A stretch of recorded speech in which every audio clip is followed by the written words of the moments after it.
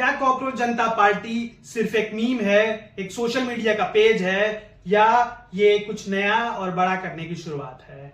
Cockroach जनता party CJP एक सैटारिकल movement शुरू हुआ जब सुप्रीम कोर्ट के एक जज ने भारत के अनएम्प्लॉयड यूथ को कॉकरोच कहा।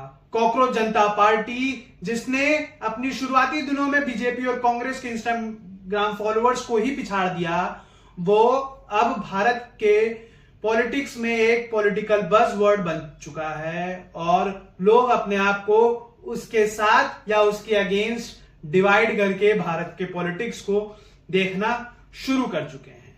6 जून साल 2026 जगह जंतर मंतर भारत, जब कॉकरोच जनता पार्टी ने पहली बार सोशल मीडिया से उतर के जमीन पे अपनी पैर रखी और लोगों की भीड़ उमड़ आई। लोग कॉकरोच जनता पार्टी के सपोर्ट में वहां पहुंचे।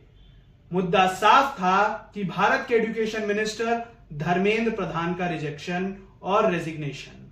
मुद्दा साफ था कि उन्हें नीट में जो धांधली हुई है, जो पेपर लीक हुआ है, उसके खिलाफ एक न्याय चाहिए। और मुद्दा साफ था कि भारत का एजुकेशन सिस्टम जो दिन प्रतिदिन एक्सपोज हो रहा है, जो फॉल हो रहा है, अनएम्प्लॉयमेंट जो बढ़ती जा रही है, उसके खिलाफ एक अपना और भारत का एक गुस्सा दर्ज कराना था।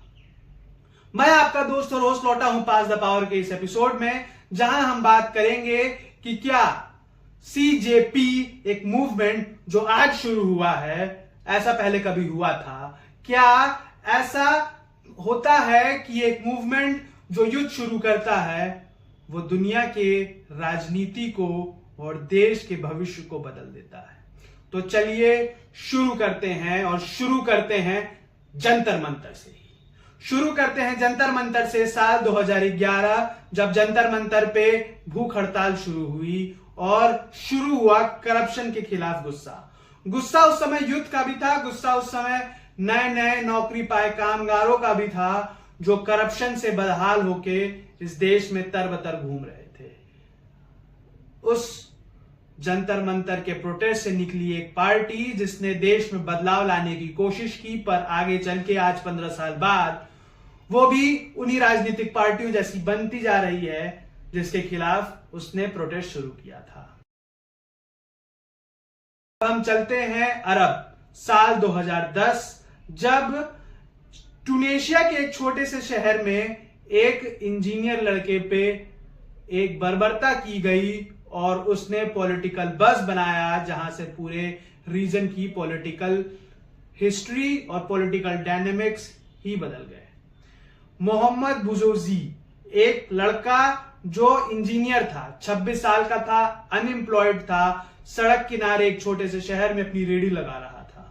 वो वहां पे सब्जी बेचता था और एक दिन पुलिस की ब्रुटैलिटी और पुलिस के हरकत ने उसे अंदर से खोखला कर दिया और वो जाके 17 दिसंबर को 2010 में ही अपने आप को म्युनिसिपल कॉर्पोरेशन के सामने आग लगा ली। क्या उस लड़के में क्या कमी थी? इंजीनियर था, अपने घर को सपोर्ट कर रहा था, पर ट्यूनेशिया के करप्ट सिस्टम ने उसकी जान ले ली। उसकी मौत हुई जनवरी 2011 में, पर उसकी मौत से पहले ही उसकी ये बात और उसकी ये घटना ट्यूनेशिया में सोशल मीडिया के तौर पे और वजह से आग की तरफ फैल गई। ये वहां का एक अपराइजिंग हुआ। ट्यूनेशिया की सरकार बदली, इजिप्ट की सरकार बदली और अफ्रीका में भी गद्दाफी की मौत हुई। सीरिया में ये जाके सिविल वॉर में बदला और देश की और वहां के रीजन की जियोपॉलिटिक्स बदल गई। नेटो का इंटरवीन लीबिया में कंट्रोवर्शियल होने लगा। रशिया और टर्की ने अपने अलायंसेस बनाए और अपने रीजन में उसने पावर वैक्यूम क्रिएट करवा दिया। एक स्पार्क जो इतने सालों से लग रहा था वो आग बना 17 दिसंबर 2010 को, और पूरी की पूरी रीजन की जियोपॉलिटिक्स बदल गई। साल था 1978, जब शाह मोहम्मद रजा पहलवी की सरकार थी और यह कहे एक मोनार्की थी ईरान में। वे वेस्टर्नाइजेशन बहुत तेजी से देश में ला रहे थे। एजुकेशन की बातें, वुमेन राइट्स की बातें बहुत ज्यादा हो रही थी, पर अनइवनली हो रही थी। यूथ का एक माइग्रेशन हुआ तेहरान जैसे बड़े शहरों में, और नौकरी न मिलने से वे सड़क पे आ गए। साल था 1979, जनवरी का महीना, जब आयतुल्लाह खमैनी की बेइज्जती की गई और फिर रिलीजियस ग्रुप्स और स्टूडेंट्स ने मिलकर ऐसा प्रोटेस्ट किया कि मोहम्मद रजा शाह पहलवी को देश छोड़ के जाना पड़ा। उन पे ये भी आरोप थे कि वो अमेरिका के चमचे हैं और वेस्टर्नाइजेशन लाके वो ईरान की सभ्यता और ईरान के जो ट्रेडिशंस उनको खत्म करना चाहते हैं।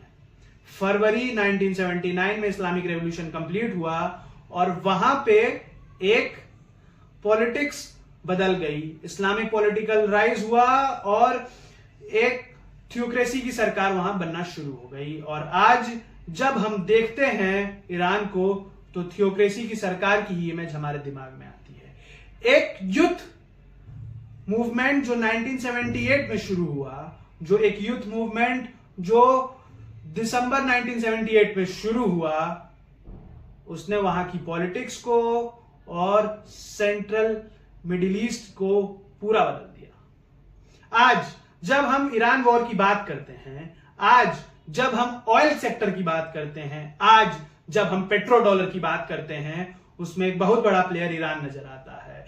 ईरान जो रजा शाह पहलवी के समय यूएस का बहुत क्लोज एलाई था, वो अब उसका आज दुनिया का सबसे ज्यादा बड़ा दुश्मन बन चुका है। ईरान जो दुनिया में यूएस के हिसाब से चलता था, अब यूएस को टक्कर देने लगा है और अपने अगल बगल के लोगों में उसने प्रॉक्सीज बना रखी है। हिजबुल्लाह, हमास, हुतीज, जो उसके लिए दुश्मनों से लड़ता है। और ईरान ने एक रेवोल्यूशन के बाद अपनी पूरी लेगेसी बदल दी और उसने जियोपॉलिटिक्स में वहां पे भूचाल ला दिया। कतर, सऊदी जैसे देश यूएस के साथ मिले रहते हैं अपनी सिक्योरिटी के लिए, और यूएई अपने देश की इकोनॉमिक इंफ्रास्ट्रक्चर को बनाने के लिए यूएस पर डिपेंडेंट है। रशिया और चाइना अब ईरान के साथ हो चुके हैं, जो एक समय मोहम्मद रजा शाह पहलवी के टाइम पे रशिया ईरान के खिलाफ था।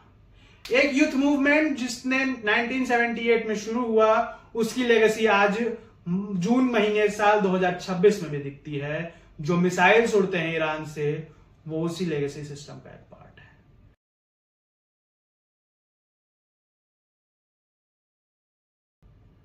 साल था 1990 के आसपास का और जगह थी यूएसएसआर, जहां सोवियत रीजन टूटा 15 देशों में एक रेवोल्यूशन के कारण जो शुरू हुआ युद्ध से, और उसने 15 देशों में उस समय के सबसे बड़े राज्य को, सबसे बड़े देश को तोड़ दिया।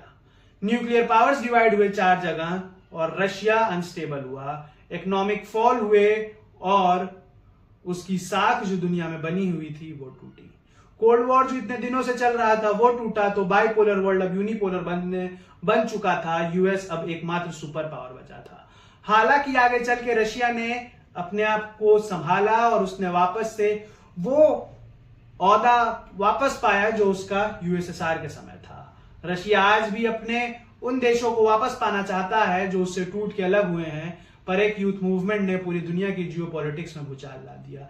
एक यूथ मूवमेंट ने एक शक्तिशाली यूएसएसआर को एक हल्के कमजोर रशिया में बदल दिया और बाकी 14 देश नाटो से जा मिलने लगे। नाटो का एक्सपेंशन होने लगा और दुनिया की जियोपॉलिटिक्स बदल गई। अब हम कुछ और चीज इसमें एनालिसिस करते हैं, देखते हैं कि क्या हुआ जब वैक्यूम क्रिएट हुआ अरब स्प्रिंग के बाद साल 2010 में।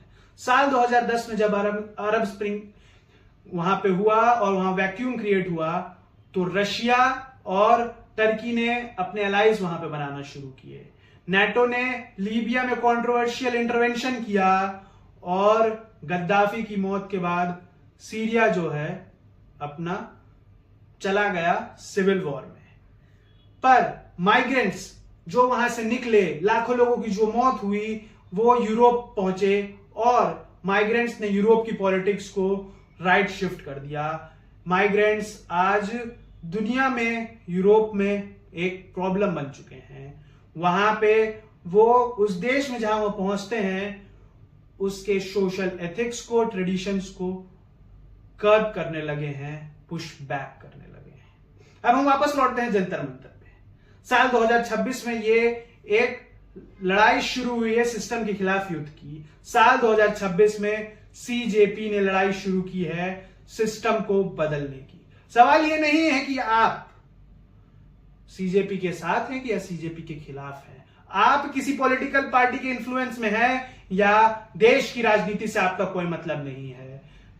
बात यह है कि क्या सीजेपी के मुद्दे, सीजेपी का गुस्सा और युद्ध की फ्रस्ट्रेशन सरकार सुन रही है। क्योंकि इतिहास की बातें मैं आपको बता चुका हूं कि जहां जहां ये बातें नहीं सुनी गई हैं वो सिर्फ वहां के अंदर की पॉलिटिक्स को तो नहीं बदलती हैं, वो अगल बगल के जियोपॉलिटिक्स को भी बदलती हैं, वो एनर्जी सेक्टर को बदलती हैं, वो वेपन सेक्टर को बदलती हैं, वो बाइपोलर से यूनिपोलर वर्ल्ड को। क्या भारत जो एक डेमोक्रेटिक देश है, जहां पे फेडरल इंस्टीट्यूशंस है, जहां पे मजबूत सरकारें रही हैं, जहां पे मजबूत गवर्नमेंटल पॉलिसीज रही है, क्या सीजेपी एक प्रेशर ला सकती है कि ट्यूनेशिया जैसा 30% आपका अनएम्प्लॉयमेंट रेट ना हो? क्या सीजेपी ये देख सकती है कि पावर वैक्यूम भी इतना क्रिएट ना हो कि आप जियोपॉलिटिक्स में कमजोर हो जाएं और लाखों लोग आपके देश में इमाइग्रेंट्स हो जाएं? पर क्या सीजेपी एक बदलाव भी ला सकती है एजुकेशन सिस्टम में, जो आपका दिन प्रतिदिन, घंटे प्रति घंटे तरबतर हो रहा है? मैं आपका दोस्त और होस्ट आपसे एक सवाल पूछता हूं, क्या भारत में यह रेवोल्यूशन जरूरी है? और जरूरी है तो क्या एक जिम्मेदारी वाला रेवोल्यूशन होगा या वो होगा जो हमें होने नहीं देना चाहिए? वीडियो आपको कैसी लगी? क्या है आपका इस मुद्दे पे विचार और क्या चाहते हैं आप? कमेंट करके जरूर बताएं। जय हिंद, जय भारत।